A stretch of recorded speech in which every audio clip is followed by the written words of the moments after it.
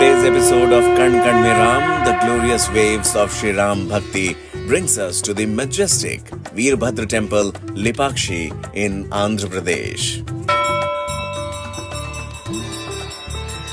The name Lipakshi, even after substantial passage of time, basks in glory of Ram Nam and towards the king of vultures, Gradraraja Jatayu. When Jatayu unflinchingly fought with Ravan to rescue Sita Ma and his wings were cut, he found refuge in Prabhu's lap.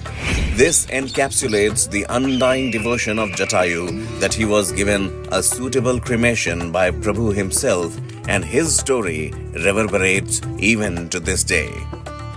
రావణుడు సీతమ్మ వారిని అపహరించే సమయంలో అడ్డుపడిన పక్షే జటాయువు. సీతమ్మ వారిని తీసుకువెళ్ళడానికి వీలు లేదు అంటూ రావణుడు అడ్డగించడంతో ఆగ్రహించిన రావణుడు తన దగ్గర ఉన్న ఖడ్గంతో జటాయువుని రెక్కను నరికివేస్తాడు. రెక్క తెగిపోయిన జటాయువు నేల కొలుతుంది. రాముడు కాపాడడానికి ఎంత ప్రయత్నించినప్పటికీ రాముడి ఒళ్ళోనే జటాయువు ప్రాణాలు వదిలేస్తుంది.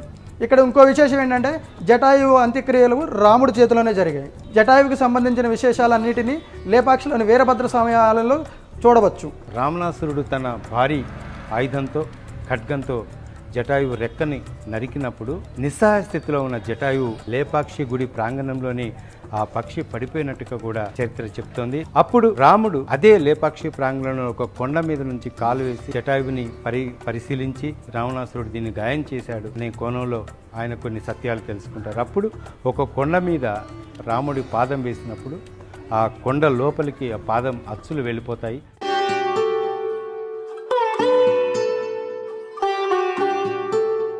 The landscape, so vivid and serene. Lipakshi is home to architectural showcase of wonders like the Hanging Pillar. The Lord's dwelling here is known for mural paintings of the Vijayanagar kings, who were devout patrons of piety and literature, along with age-old Kannada inscriptions on the walls. The architectural and sculptural remnants and the paintings have served to develop and sustain high standards of that unsurpassed era. Ayodhya ఎక్కడుందో, హంపి ఎక్కడుందో, లేపాక్షి ఎక్కడుందో ఎవరికీ తెలియదు.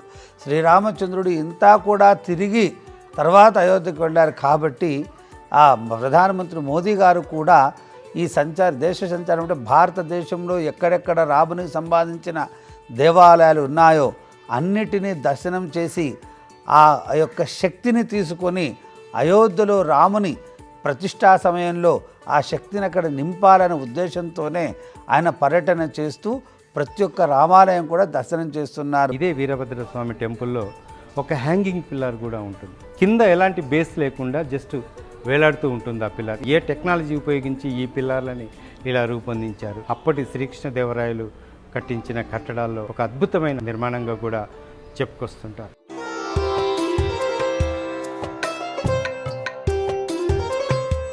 Nothing broadens the soul more than the touch of kindness and hope that is Ram Nam.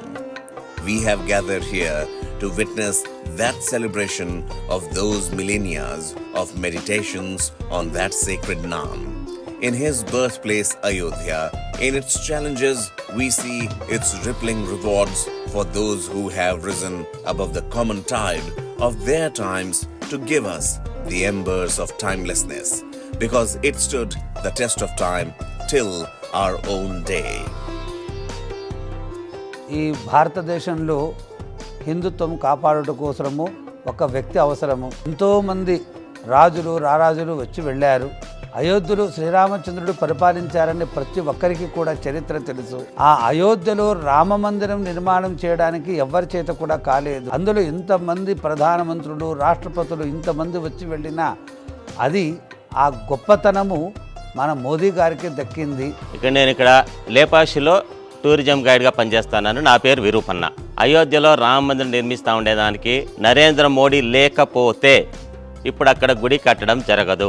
ఆయన మన హిందుత్వాన్ని కాపాడుతా ఉన్నాడు. ఆలయంలోని గోడలకి తెలుగుతో పాటు కన్నడ లిపి కూడా ఉంటుంది. కన్నడ శిల్పులు కూడా ఇదే లేపాక్షి ఆలయం కోసం పనిచేసిన ఆనవాళ్ళు కూడా అక్కడ ఉంటుంది. ఇదే అంశాన్ని అక్కడ గైడ్ కూడా చెప్తారు. అంటే దక్షిణ భారతంలోని ప్రాంతీయ భాషలు ఎన్ని ఉన్నాయో అన్ని ప్రాంతీయ భాషలకు సంబంధించిన కళాకారులు, శిల్పులు ఈ దేవాలయం కోసం పనిచేశారు. శ్రీకృష్ణ దేవరాయలు వాళ్ళందరినీ కూడా వాళ్ళ ప్రతిభను ఉపయోగించుకొని ఈ దేవాలయ కట్టడాన్ని పూర్తి చేశారు.